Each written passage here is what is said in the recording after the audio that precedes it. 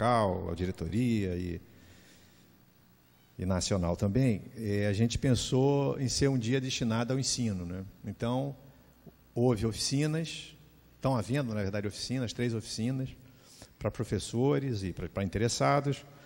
Está havendo essa palestra do Vitor aqui. Depois nós vamos ter uma conversa sobre publicações, um mini simpósio sobre publicações da SBMAC. E uma das discussões é exatamente a criação de uma publicação sobre ensino de matemática aplicada e computacional, não é? E no final do dia vai ter uma mesa redonda sobre experiências de ensino. Então, hoje é um dia dedicado a ensino de matemática aplicada e computacional. E a gente tem a honra de ter o Vitor aqui. O Vitor é um monte de coisa. Então, se eu for falar tudo que ele acaba o tempo da palestra e vocês só vão me ouvir. Mas, basicamente, 2 coisas. Ele é coordenador daquele programa de pós-graduação em ensino de matemática do FRJ, que é um belíssimo programa de ponta. E ele agora acabou de aceitar uma tarefa que é ser coordenador da Comissão Permanente de Ensino da SBMAC. Tá certo? Quer dizer, então isso aí vai ajudar a diretoria, é uma comissão de assessoramento da diretoria que vai trabalhar exatamente sobre essas questões. Eu já vou anunciando que uma das tarefas dele vai ser organizar uma atividade satélite, quer dizer, porque ele já topou fazer isso e vai fazer. Uma atividade satélite do próximo Cinemac destinada a professores em Minas Gerais. Tá certo? Então, contem, essa é uma aquisição da SBMAC fundamental, vocês vão ver que ele tem muita coisa para dizer para a gente. Tá legal? Vitor. Então, vale. Obrigado, Mariano, pela apresentação lisonjeira e boa tarde a todas e todos. Obrigado pelo comparecimento. E, como o Mariano falou, eu sou professor da UFRJ, do curso de licenciatura na graduação, atuo principalmente na licenciatura em matemática e na pós-graduação, no programa de pós-graduação em ensino de matemática, que tem curso de mestrado e doutorado, do qual, no momento, eu sou coordenador. E, mais especificamente, a minha pesquisa tem sido em formação de professores que ensinam matemática, como é o título dessa palestra, e o que eu quero falar hoje é sobre, assim, em linhas bem gerais, sobre algumas questões que, a meu ver, têm sido muito determinantes na forma como os professores de matemática têm sido formados, tanto na formação inicial, ou seja, na licenciatura, quanto na formação continuada. E algumas dessas coisas eu vou defender aqui, que são concepções que nós temos que tentar desconstruir, e outras eu vou defender que são concepções que nós temos que tentar prestar mais atenção. E eu vou tentar também falar por 40 minutos, o Mariano vai me ajudar, para ter algum tempo para debate. Então, por conta disso também, eu vou pedir desculpas já antecipadamente, porque eu tenho dificuldade, eu sempre preparo PowerPoints grandes, então algumas partes eu vou pular, eu vou dar uma acelerada, mas quem tiver interesse, tem meu e-mail ali, pode mandar um e-mail que depois eu mando, tá? No final vai ter também, no último slide. Então, para começar, eu quero colocar essa pergunta, que é uma pergunta, vamos dizer assim, que a gente pode pensar que, de uma certa forma, norteia essa discussão.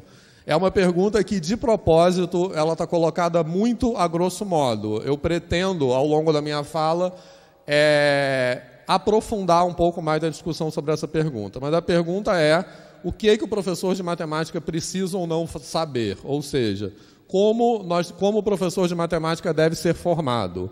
E essa é uma questão que tem sido amplamente discutida por diversas comunidades que, de alguma forma, estão envolvidas com isso. Por exemplo, as pessoas que ensinam nos cursos de licenciatura em matemática, pessoas que fazem pesquisa em matemática, pessoas que fazem pesquisa em educação matemática e, obviamente, pelos próprios professores, que são os principais interessados.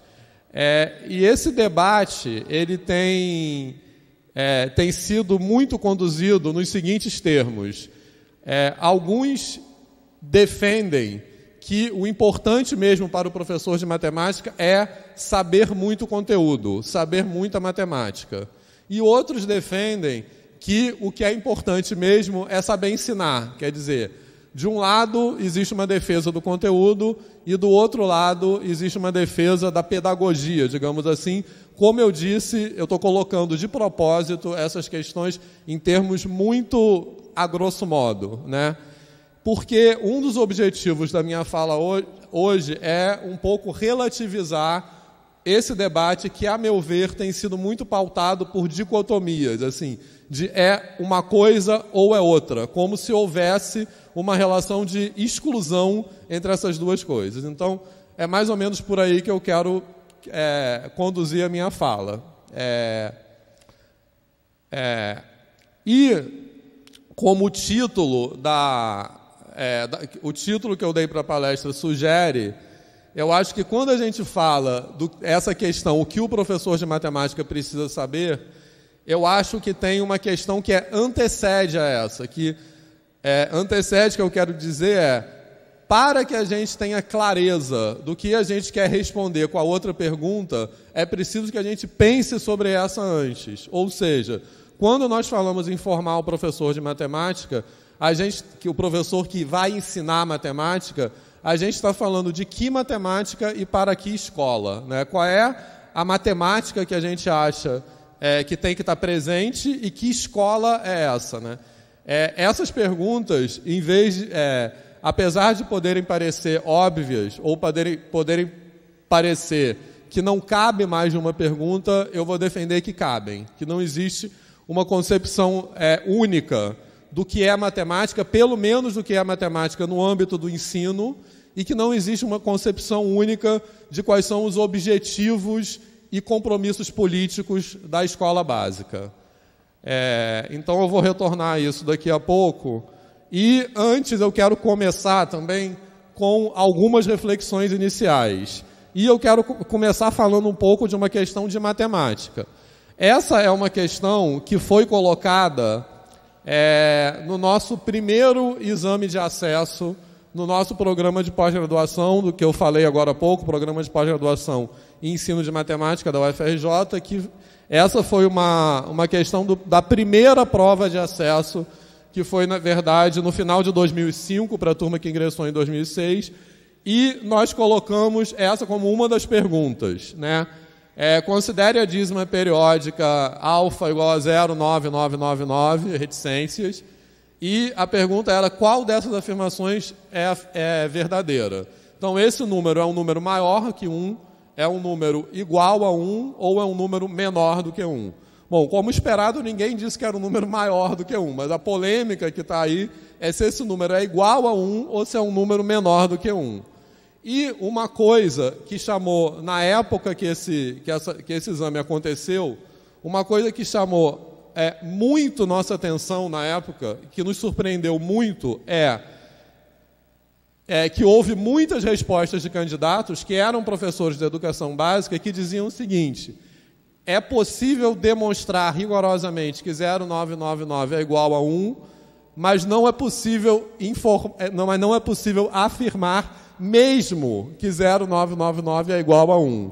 E quando eu digo ali, é possível demonstrar rigorosamente que 0,99 é igual a 1, eu estou falando de candidatos que fizeram a demonstração rigorosa, ou seja, que provaram sem nenhum erro lógico matemático de que essa afirmação é verdadeira, mas que em seguida afirmaram, mas não é isso mesmo que vale, não é bem assim. Então, na época, como eu falei, isso chamou muito a nossa atenção. Então, havia muitas respostas de que um número real, esse 0,999, é um número real muito próximo de 1, é um número real infinitamente próximo de 1, ou é um número real que tende a 1, ou é o último número real antes de 1, é o antecessor de 1. E como eu falei, na época isso chamou muito a nossa atenção, mas eu quero repensar o foco que nós demos a essas respostas. Porque, na época, o nosso pensamento era assim: como é possível uma pessoa dar aula na educação básica e não saber isso? Mas eu acho que a gente pode entender essas respostas não da perspectiva daquilo que o professor que dá aula na educação matemática, na educação básica não sabe, mas tentar ouvir essa resposta da perspectiva de onde esse professor está falando. Então, a gente pode, a partir dessa resposta, tentar não se colocar, como eu falei no começo, num lugar dicotômico e entender o que esse professor está dizendo. Ou seja, em vez de entender, em vez de pensar o que esse professor não sabe, entender de onde esse professor fala e o que esse professor diz. Então, é possível, por exemplo, que uma outra maneira de entender essa resposta é falar, matematicamente, rigorosamente, é possível provar. Mas uma outra questão diferente dessa é como essa questão se coloca na educação básica. Como a gente ensina, ou como a gente convence os alunos na educação básica dessa questão. Eu estou dizendo isso para ilustrar o fato de que, quando nós vimos isso na primeira vez, eu acho que nós estávamos tão imbuídos desses pensamentos dicotômicos que eu quero relativizar hoje, que nós nos fechamos a esse tipo de ouvir o professor, né? E essas outras possibilidades de entendimento são apenas alguns exemplos, né? Então, é mais ou menos isso que eu quero falar hoje. Um outro exemplo que eu acho que tem uma certa analogia com esse, agora mais falando da matemática da educação básica. Isso é um trecho de um livro meu, da colega Letícia, lá da Cidara, do Rio Grande do Sul, editado pela SBM, que a gente discute, nesse pedaço do livro, a gente discute essa questão do erro, do lugar do erro no ensino de matemática na educação básica. Então, isso é parte também de uma oficina que a gente pergunta para... Oi, desculpe, e agora? Pronto, espera aí. Apertei no lugar errado.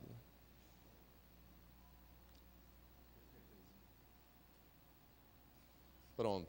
Que a gente discute com professores assim, essas contas estão certas ou erradas? Eu estava tentando ligar o negócio em vermelho, mas não sei onde é. Aqui? De novo.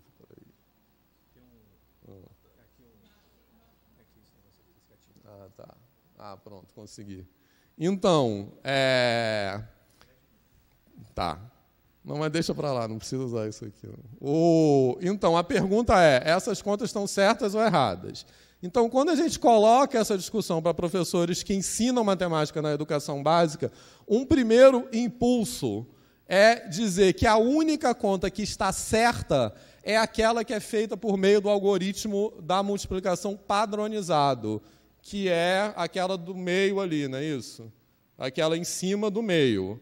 Mas há outras estratégias para resolver essa mesma conta que estão matematicamente corretas, porque elas usam corretamente as propriedades da operação de multiplicação e as propriedades do sistema posicional decimal de numeração, e elas, ou seja, usam estratégias corretas e levam a resposta correta. Mesmo assim, grande parte dos professores falam que o que está certo mesmo é aquela que foi feita pelo algoritmo padronizado. Então, acho que isso nos faz pensar justamente que matemática tem sido ensinada, remetendo àquela pergunta que eu coloquei no começo, que matemática é essa que tem sido ensinada, tanto na educação básica quanto nos cursos de formação de professores.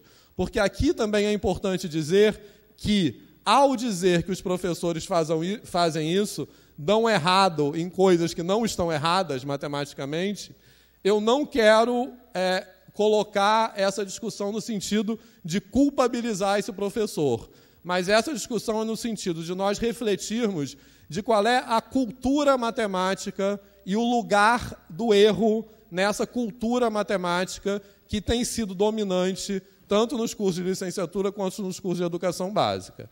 E, indo um pouco mais além, mesmo nas estratégias que estão erradas, no sentido de estarem matematicamente erradas, eu acho que a gente está muito pouco acostumado a, mais ou menos como eu falei no exemplo anterior, tentar ouvir o que esse aluno está falando.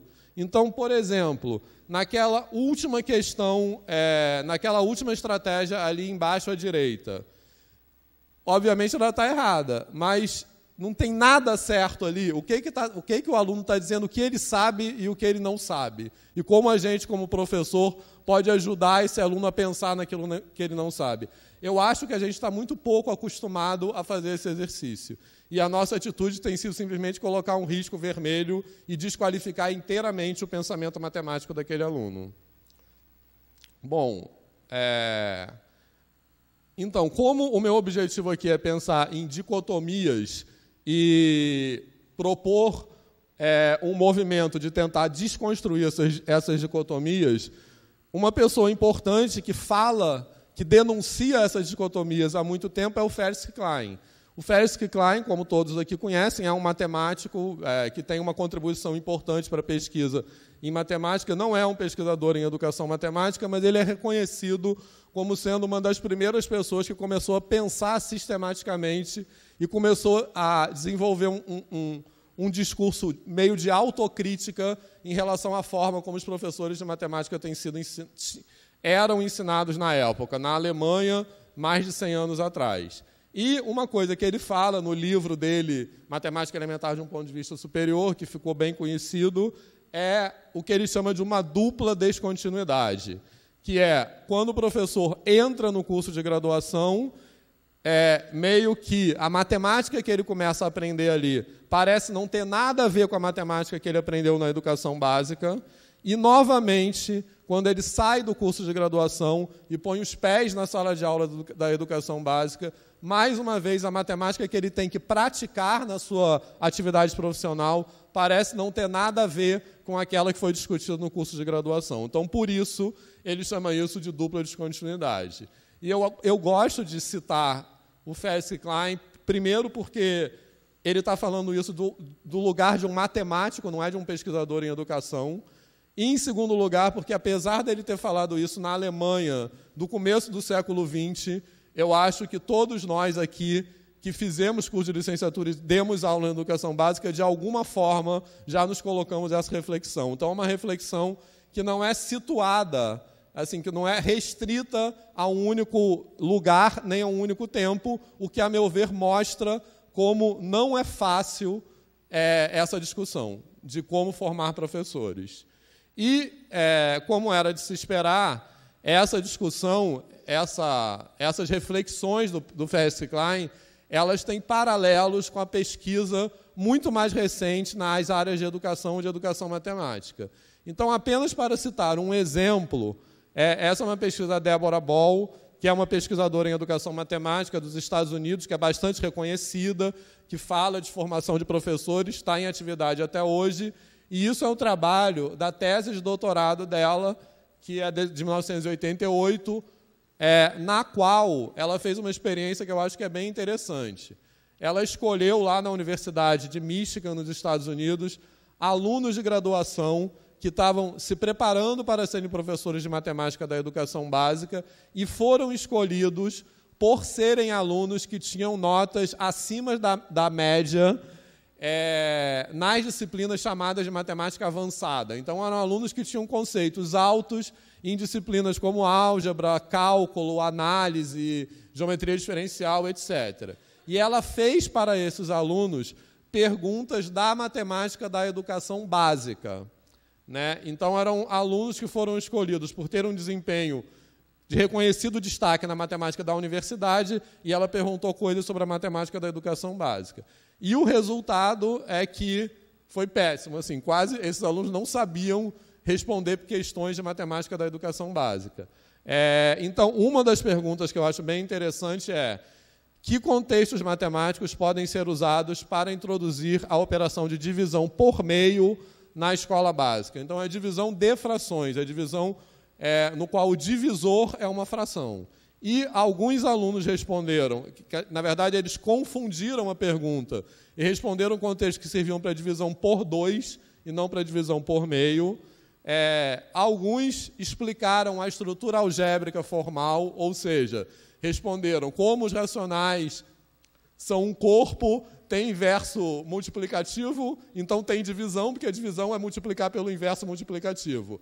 Agora, olha a pergunta. Essa é uma resposta que cabe para a gente pensar que contexto a gente pode ensinar divisão de frações na educação básica, e outros alunos se declararam incapazes de responder, né? Então, eu acho que essa é uma pergunta que cabe bastante reflexão, e o que ela conclui, eu vou dizer em seguida, como eu falei, eu vou pular agora alguns slides, mas depois, quem quiser, eu posso mandar, porque isso aqui é apenas um exemplo de resposta para aquela pergunta, que tem a ver com o fato da gente estar muito acostumado a pensar em divisão como repartição e pensar pouco na ideia de divisão como medida. Então, um possível contexto para aquela divisão por meio seria a gente pensar, eu vou avançar aqui, seria a gente pensar que a gente pode perguntar quantas vezes meio cabe dentro de 4, né?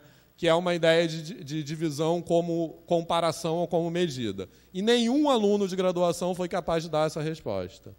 E o que a Débora Ball conclui são essas 3 premissas, ela denuncia e critica essas 3 premissas, que, segundo ela, são premissas que permeiam a forma como os currículos dos cursos de graduação nos Estados Unidos são construídos. Os conteúdos de matemática escolar são simples e comumente entendidos, portanto, não precisam ser reaprendidos no curso universitário.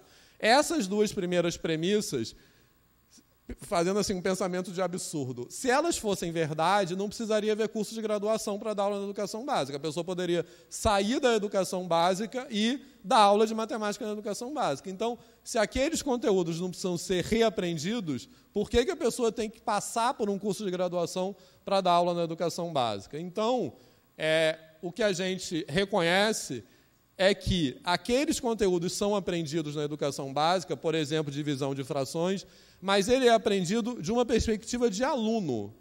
E o que a gente precisa fazer no curso de graduação é que o professor em formação revisite aqueles conteúdos, mas agora no lugar de professor. E a terceira premissa também tem a ver com isso, que é as disciplinas de matemática universitária, ou, entre aspas, de matemática avançada, são suficientes para equipar os futuros professores com um saber amplo e profundo da matemática escolar. Ou seja, que não existem questões, não existiriam, porque isso, só para deixar bem claro, ela está criticando, ela não está concordando com isso. Que não existiriam questões matematicamente profundas na educação básica. E isso aí também eu quero deixar bem claro, porque, como eu falei aqui, o meu objetivo é tentar problematizar dicotomias. Eu não quero dizer com isso que a matemática da universidade não seja importante na formação do professor, né? Eu acho que, às vezes, quando a gente fala que uma coisa não é suficiente, pode haver uma confusão de como se eu estivesse dizendo que ela não é necessária. Então, não é isso que eu estou dizendo, tá? E isso é exatamente a questão das dicotomias que eu quero falar. Então, uma outra dicotomia, ela é denunciada por Schumann, né, que é um pesquisador da área de educação, que não trabalha especificamente com educação matemática, mas trabalha com formação de professores. Esse é um artigo que se tornou uma referência importante dele, de 1986, que ele chama de paradigma perdido exatamente a separação entre conteúdo e pedagogia, essencialmente. Não é muito simplificador isso, mas, em linhas gerais, é isso. E ele propõe uma ideia de conhecimento pedagógico de conteúdo, que seria um conhecimento sobre o conteúdo, no nosso caso matemático, mas com vistas ao ensino. E o que ele diz, sobretudo, é que esse conhecimento pedagógico de conteúdo, ele não pode ser reduzido ao conhecimento de conteúdo per se. Ou seja, ele diz que uma coisa é você saber matemática e outra coisa é saber matemática para ensinar. E saber matemática para ensinar não pode ser encarada como uma versão facilitada de saber matemática para fazer pesquisa em matemática, por exemplo, né? A matemática do professor é uma matemática profunda e que não pode estar subordinada à matemática de quem vai ser pesquisador em matemática. E só para dar um exemplo disso, muito rápido, a gente tem aí também duas estratégias para a operação de divisão. A estratégia da esquerda é aquela que a gente chama, em geral, de divisão por ordens, que é o algoritmo padronizado que é ensinado na escola. E a segunda é a divisão por estimativas. Então, basicamente, o que o aluno está fazendo ali é chutando resultados e dividindo por partes, né? Assim, vai dividindo um pedaço, vê o que sobra e vai dividindo. E a gente pode fazer uma pergunta assim: qual dessas duas estratégias é melhor, né? Essa pergunta, obviamente, de propósito, está mal colocada, porque se a gente se questiona qual algoritmo é melhor, se a gente pensar de um ponto de vista estritamente matemático, provavelmente o que a gente vai levar em consideração é a eficiência desse algoritmo. E, nesse sentido, o algoritmo da esquerda ele é uma versão ótima do algoritmo da direita, no sentido de que ele é um caso particular do outro que conduz ao resultado com um número mínimo de passos. Mas, se a gente faz essa pergunta no sentido do ensino, a gente é obrigado a pensar no fato de que o algoritmo da direita, embora ele não seja ótimo no sentido matemático, ele tem o potencial de revelar aspectos conceituais da própria operação e da estrutura do algoritmo que no outro podem estar escondidos e, portanto, podem ser importantes para quem está ensinando, aprendendo divisão lá no Fundamental 1, né? Então, quer dizer, a ideia de conhecimento pedagógico de conteúdo, ela não pretende estabelecer um isolamento em relação ao conhecimento de conteúdo, mas ela propõe um olhar a partir do qual nós devemos pensar no conhecimento do conteúdo. E que não se reduz ao conhecimento do conteúdo per se. Tá, isso aí, como eu falei. Eita, ficou fora de ordem, mas tudo bem. E isso se coloca, esse mesmo olhar do conteúdo de uma perspectiva pedagógica, se coloca em muitos outros pontos presentes na educação básica. Então, por exemplo, uma pergunta que a gente pode fazer e que eu defendo que na educação básica isso é ensinado de uma maneira protocolar, de uma maneira rotineira, no sentido de que os alunos, quando se deparam com aquele símbolo ali, raiz quinta de 7, que obviamente é um exemplo, poderia ser qualquer radical. Os alunos, quando se deparam com aquele símbolo na educação básica, muitos alunos não conseguem nem entender aquilo como um número, né? Eles entendem aquilo como um símbolo algébrico, um símbolo manipulativo. E não é à toa, porque a matemática é ensinada de uma forma algébrica, que eu digo no mau sentido, não é no sentido da álgebra, mas do procedimento manipulativo. E uma pergunta que a gente pode fazer é: por que esse número existe? Como nós sabemos que existe um número que, multiplicado por si mesmo 5 vezes, dá 5, dá 7? E o que isso tem a ver com a matemática universitária, com a matemática, com a análise, com o cálculo? Essas coisas são colocadas no curso de licenciatura como fossem coisas separadas, ou seja, quando a gente está dando aula de cálculo e análise, a gente não fala sobre essas coisas. E quando a gente está dando aula das chamadas matérias pedagógicas, a gente também não fala dessas coisas. Então, em que lugar essas coisas ficam? Né? Por exemplo, a existência daquele número, ela tem tudo a ver, quer dizer, ela é garantida pela propriedade de completude dos números reais. E ela pode ser explicada, por exemplo, por meio do teorema do valor intermediário. Agora, quando a gente fala em completude dos reais lá no curso de análise, o que muitas vezes a gente fala? R é um corpo ordenado completo e um abraço, né? A gente não estabelece uma conversa com a matemática escolar, né? Então, essa pergunta, o que isso tem a ver, o que isso que é um conteúdo da matemática escolar tem a ver com o que a gente aprende na universidade? E outra questão é essa aí, que eu acho que é bem importante também. O que é 2 elevado a 3? Quando a gente pergunta para um aluno da educação básica o que é 2 elevado a 3, acho que a maioria responderá. O que é 2 elevado a menos 3, eu acho que também. Eles podem, na educação básica, pode não ficar claro por que a potência de expoente negativo ou a potência de expoente racional são definidas da forma que são definidas, né? Que é uma questão de consistência algébrica daqueles conjuntos. mais uma vez essas coisas são dadas como se tivessem caído do céu, né? Como é assim porque é. Mas eu acho que, mesmo assim, os alunos são capazes, na educação básica, de dar alguma resposta para isso. Nem que eles não entendam da onde vem essa resposta, né? Mas vamos lá, 2 elevado a 3 é 1/8. Por algum motivo, uma mágica, os matemáticos se reuniram um dia num congresso e resolveram que ia ser assim. Mas eles são capazes de dar alguma resposta. Agora, se a gente pergunta, o que é 2 elevado a π? Né? Eu acho que nenhum aluno da educação, quer dizer, eu estou exagerando, mas poucos serão os alunos da educação básica para os quais essa reflexão já foi sequer proposta.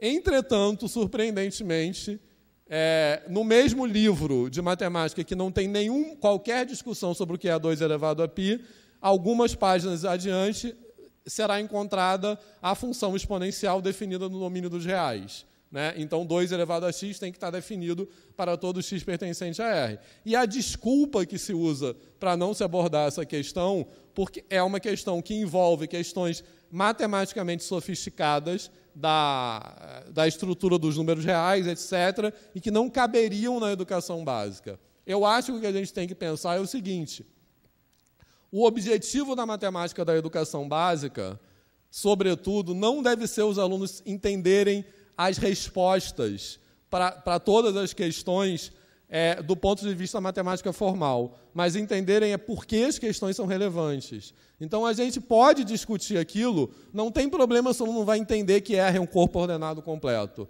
Ele vai entender que a definição da exponencial com expoente irracional é uma questão, né? Só isso, eu acho que já está bom. E eu acho que um outro exemplo também bem rápido por que existem mais pontos num segmento ou na reta, existem mais pontos num segmento ou num quadrado. Essas questões de infinito são questões que eu tenho uma experiência que sempre mobilizam os alunos do ensino médio. Não houve nenhuma vez que eu tenha feito essa experiência com grupos de alunos do ensino médio que eles não ficaram amarradões. E mesmo eles não vão entender Aleph, não vão entender conceitos de cardinalidade, mas são questões que mobilizarão esses alunos para a matemática. Eu acho que é isso que é o objetivo. E, colocando agora essa questão do ponto de vista da matemática universitária, eu acho que outra questão que se coloca agora, olhando do outro lado, Faltam 10? Tá. Outra questão que se coloca quando a gente ensina e quando a gente aprende teorema fundamental do cálculo, o que, afinal, área tem a ver com tangente, né? E essa pergunta, eu acho que ela fica pouco discutida, porque o teorema fundamental do cálculo ele é ensinado, muitas vezes, em cálculo 1, simplesmente como uma ferramenta de fazer conta. Assim, como eu vou resolver integral de secante, aí eu vou usar isso aqui. Mas o valor conceitual da matemática que sustenta o teorema fundamental do cálculo, ele não aparece na discussão. E aí, colocando a pergunta no outro sentido, o que isso tem a ver com a matemática da escola básica? E tem muito a ver, porque uma forma da gente entender qual é essa relação de derivada com integral é entender que derivada, um caminho possível, entender que derivada não é só reta tangente. O conceito de derivada incorpora uma ideia de taxa de variação instantânea. E o conceito de integral não é só área. O conceito de integral incorpora uma ideia de acumulação global, né? Então, seria uma relação entre acumulação global e variação instantânea, que eu acho que é muito mais razoável de entender do que uma relação entre área e tangente, né? E o que isso tem a ver com a matemática da educação básica? Quando a gente fala de variação e de acumulação, essas são ideias que estão presentes desde as operações básicas, que são aprendidas lá no Fundamental 1. Então, de novo, quando a gente pensa em derivada, para entender derivada, é importante entender a ideia de divisão como taxa, ou divisão como comparação, que, como eu falei alguns slides atrás, está muito pouco presente na educação, no ensino de divisão na educação básica, né? Que é aquilo que a Débora Ball denuncia que justamente os alunos não sabem, né? Então, o que a matemática da educação básica tem a ver com a matemática da educação superior e vice-versa?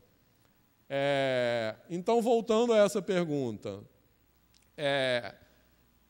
que matemática e para que escola? Essa pergunta, ela tem sido, como eu falei, estou falando o tempo todo, ela tem sido pautada, muitas vezes, por dicotomias. Cada uma dessas dicotomias aí, eu poderia dar uma palestra inteira sobre cada linha dessas, né? Mas só para falar também muito rapidamente, como eu falei, são dicotomias que eu acho que a gente tem que fazer um esforço para desconstruir. Então, por exemplo, são dicotomias artificiais, no sentido de que não há uma relação de oposição verdadeira entre essas coisas, ou não deveria haver, que é o que eu estou defendendo. Então, por exemplo, a oposição entre conteúdo e pedagogia. Quando a gente fala a frase para formar o professor de matemática ou para ensinar matemática, não é suficiente pensar só no conteúdo, a gente tem que pensar também em aspectos pedagógicos. Ao falar isso, parece que eu estou dizendo que, parece assim, muitas vezes essa fala é interpretada como se eu estivesse dizendo que o conteúdo não é importante, né? E isso é surpreendente, essa interpretação, porque é uma questão lógica. Não deveria haver essa interpretação se nós estamos entre matemáticos. Mas qualquer defesa da pedagogia é interpretada muitas vezes como um ataque ao conteúdo. Então, parece estar dizendo que a pessoa não tem que saber matemática, né? E não é isso. A última também, então, todas têm um pouco a ver com isso. Então, a última, teoria e prática, eu acho que é bem importante também, porque muitas vezes a gente pensa na universidade como lugar da teoria e na escola como lugar da prática. E que essa prática é assim, que o aluno vai aprender a teoria na escola e vai aplicar de forma prática aquilo que ele aprendeu vai aprender a teoria na universidade e vai aplicar essa teoria de forma prática na escola, ou seja, o lugar da prática é a escola, o lugar da teoria é a universidade, que tem a ver com as outras dicotomias que eu estou listando aí. Quando a gente defende, por exemplo, que a prática, que a formação de professores na universidade tem que dialogar com a prática profissional na escola básica, a gente tem que ter clareza do sentido de prática que a gente está falando. Essa prática na educação básica não é uma prática desprovida de teoria. É uma prática que produz teoria. Então, existem saberes que são importantes para o professor de matemática e que não são saberes que vêm da universidade, são saberes que são produzidos pela prática profissional de ensinar matemática na escola básica, né? E, mais uma vez, ao dizer isso, muitas vezes essa fala é ouvida como se eu estivesse dizendo que a universidade não é importante. Então, acho que esse exercício, que é um exercício, muitas vezes, lógico, de desconstruir dicotomias, é o exercício que eu estou propondo que nós façamos. Nesse sentido, também, uma outra fala do Klein, que esse livro dele, Matemática Elementar de um Ponto de Vista Superior, ele é mais conhecido por aquela dupla descontinuidade do que por isso aí. Ele defende isso no livro. Já em 1908, ele defende que a escola tem um papel tão importante quanto a universidade na produção de conhecimento científico-matemático, ou seja, a escola tem um papel tão importante quanto a universidade no desenvolvimento da matemática como ciência. E, apesar de ele ter falado isso mais de 100 anos atrás, parece que nós, na universidade, ainda não nos convencemos dessa importância. E ele fala nessa hierarquia entre matemática elementar e matemática avançada explicitamente como um obstáculo a ser vencido, né, que eu acho que essa fala é bem legal. Isso aí eu também vou dar uma acelerada para chegar ao final. E essa fala do Klein, que eu estava tentando dizer assim, de que escola a gente está falando. Então, a gente está falando de uma escola que é uma escola na qual a gente pense que o aluno está produzindo conhecimento matemático e não simplesmente está decorando aquilo que a gente está colocando para ele. Então, é uma escola orientada para a produção e não para a aquisição de conhecimento. Quando eu falo isso, eu acho que isso pode parecer até um clichê, mas a gente pensar no nosso aluno na forma que alguém que está produzindo algum conhecimento, em oposição a pensar no nosso aluno como alguém que está recebendo um conhecimento pronto, muda radicalmente a maneira como a gente dá aula de matemática. Então, não é um clichê, não é uma coisa superficial. Então, de que escola? Eu estou falando de uma escola voltada para a produção de conhecimento, como Felix Klein fala. E de que matemática? Aí eu acho que há uma dicotomia, de fato, entre o que eu estou chamando de matemática problematizada e matemática não problematizada. E o que é matemática não problematizada? Estou acabando já. É uma concepção da matemática estabelecida, que basicamente tem a ver com o seguinte: como a gente dá aula, como muitas vezes a aula de matemática, ela se resume à apresentação de fatos, e ela é pouco orientada para questionamentos, por exemplo, como aquele que eu falei do 2 elevado a π. A gente muitas vezes se defende que 2 elevado a π não pode ser discutido na escola básica, porque a gente não pode dar uma resposta para isso. E o que deveria mesmo acontecer é a gente defender que a gente pode fazer isso, porque a gente pode levar os alunos a pensarem nisso, mesmo se eles não vão entender a resposta para essa pergunta de um ponto de vista formal, né? Então, é isso que eu estou chamando de matemática não problematizada, que é uma concepção da matemática como algo pronto e acabado, que vem de linearmente, essa ideia que tem sido bem criticada na historiografia das ciências, essa ideia da história linear, né, que assim, a matemática mesopotâmica é uma versão mais atrasada da matemática grega, que é uma versão mais atrasada da nossa, etc. E que a matemática é descoberta pela inspiração isolada de gênios de talento inato, né? Como se fosse uma coisa assim: você é um gênio em matemática, você acorda um dia, tipo, Leibniz acordou um dia inspirado e falou, vou inventar o cálculo. Como se não tivesse todo um contexto cultural, social, científico no qual aquelas ideias foram produzidas. Então, é isso que eu estou chamando de matemática não problematizada.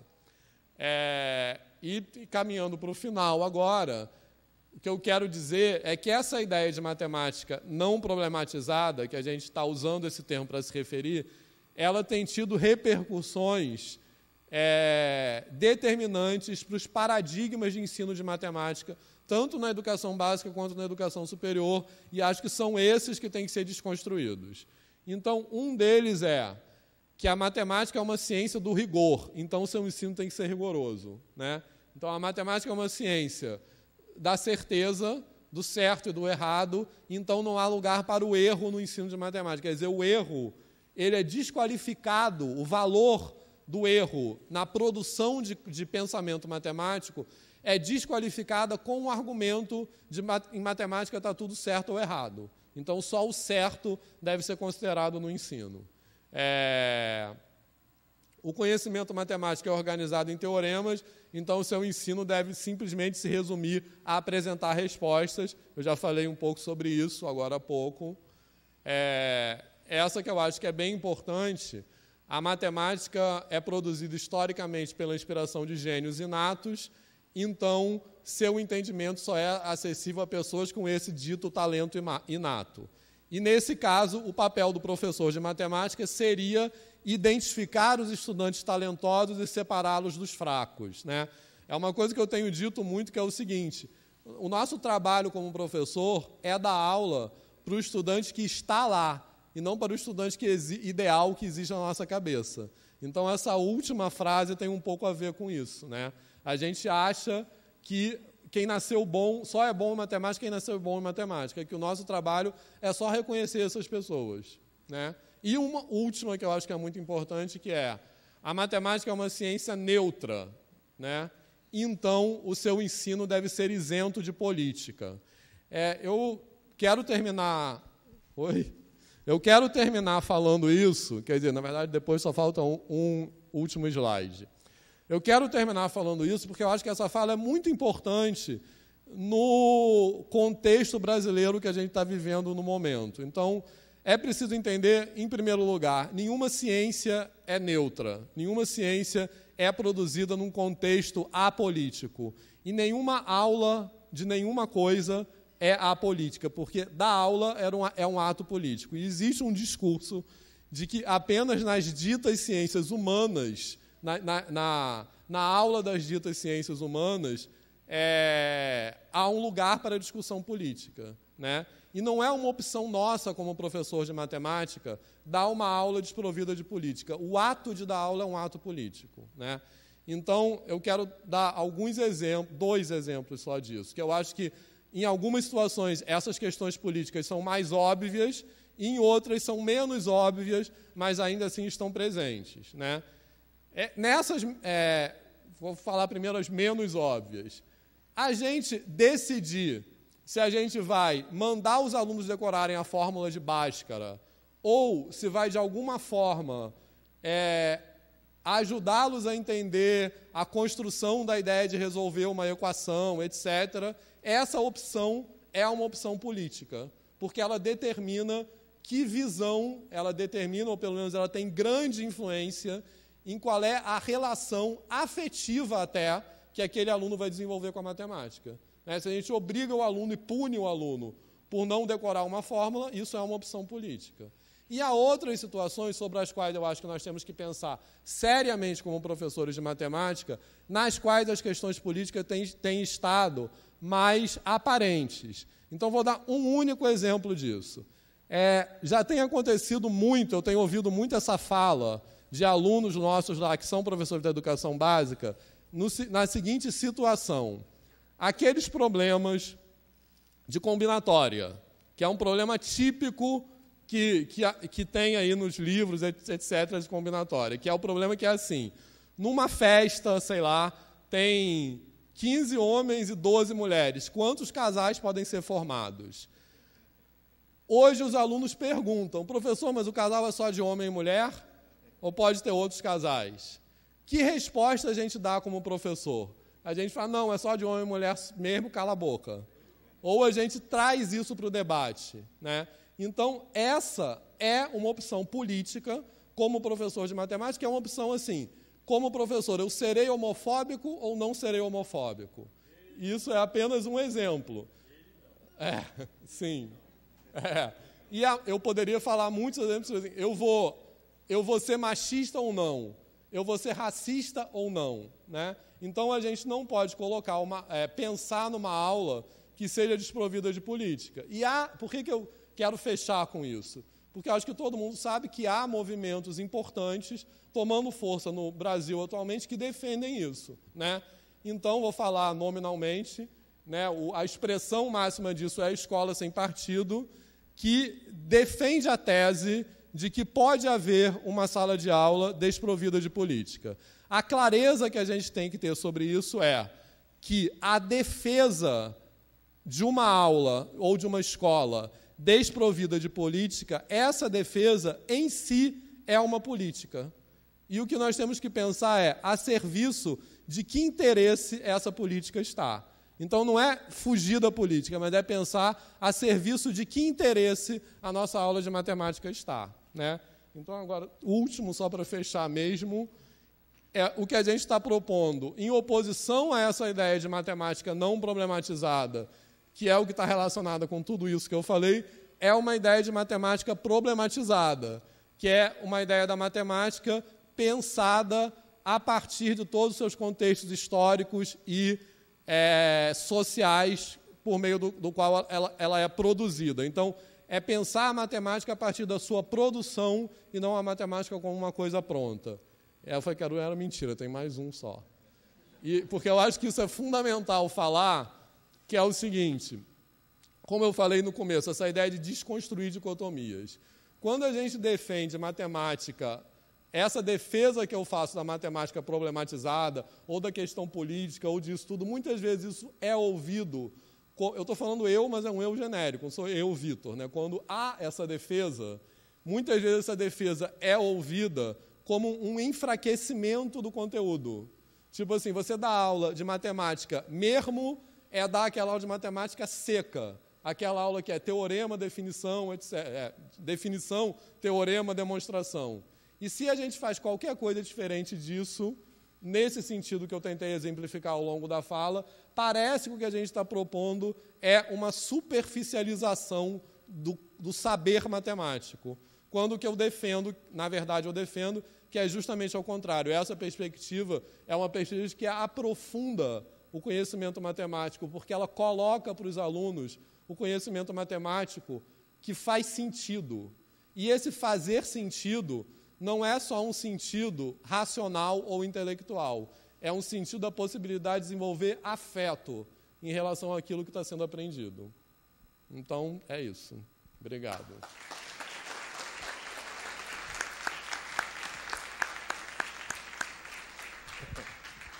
Bom, depois dos 40 minutos, nós temos aí tempo para algumas perguntas.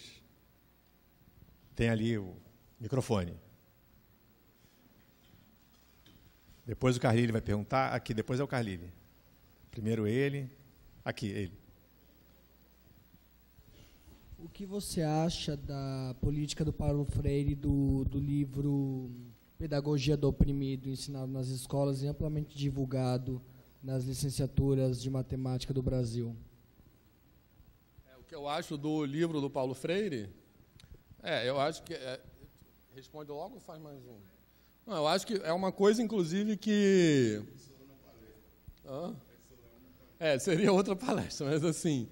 Eu acho que é uma coisa que... Você está perguntando que eu acho se eu gosto ou não, é isso? Então, vou dizer que...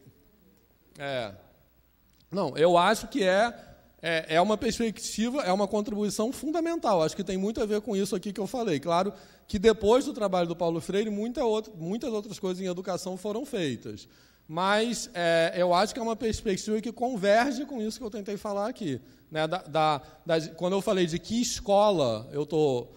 O Paulo Freire já falava isso, a pedagogia bancária, a emancipação, etc. Eu acho que essa fala, essa contribuição teórica do Paulo Freire, ela converge para esse sentido dessa pergunta que eu coloquei, de que para que escola a gente está formando professores.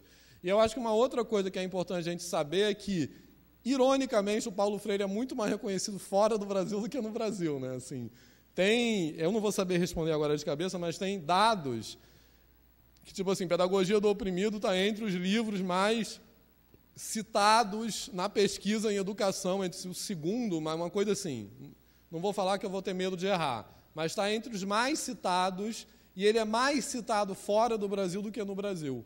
Parece que tem não sei o que é isso, tem um certo complexo, né, aqui. Bom, primeiro para agradecer a palestra do Vitor e reforçar o que o Mariano falou, um super quadro aí para a gente, e dizer que a SBMAC tem um interesse muito importante e vai abrir cada vez mais espaço para a questão do ensino, e o nosso diretor, aí, Mariano, é o responsável. Então, só agradecer, Vitor.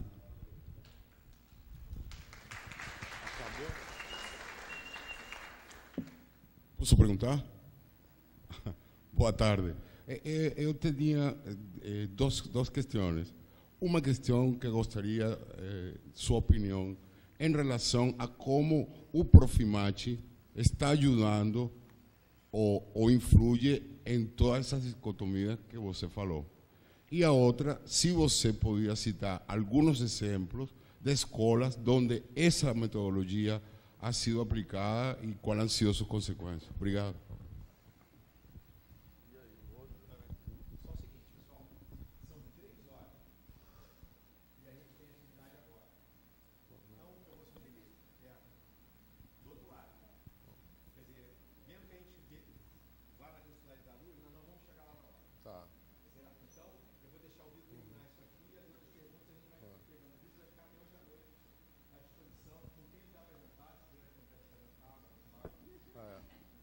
Então, vou tentar falar muito rápido. Sobre o Profimat, é bom essa pergunta, que eu fico muito à vontade de falar, porque o que eu vou falar aqui, eu falo em qualquer ambiente que eu esteja. Eu acho que eu participei da criação do Profimat, já orientei vários alunos, eu acho que o Profimat tem uma contribuição muito importante no sentido de, basicamente, formar mais mestres, né?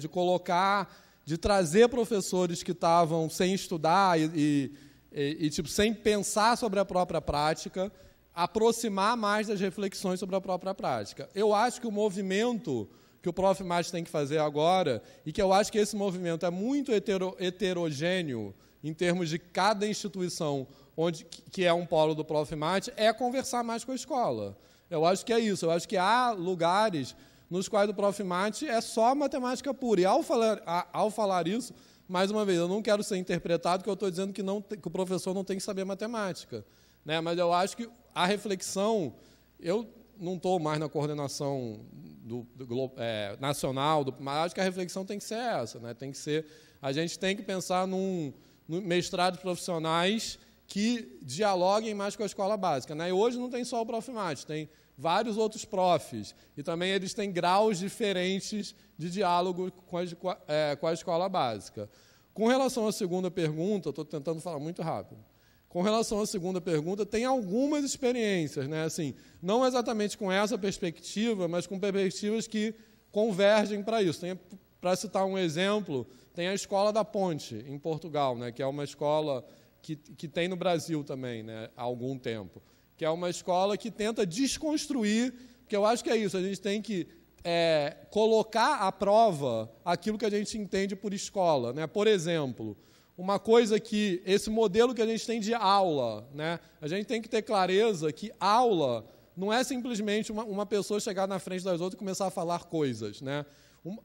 A gente tentar pensar numa aula que seja mais debate, assim, bem a grosso modo, né? Mais numa perspectiva de debate do que de palestra, né? E eu acho que há algumas iniciativas que têm a ver com isso que eu estou falando, que vão nessa direção.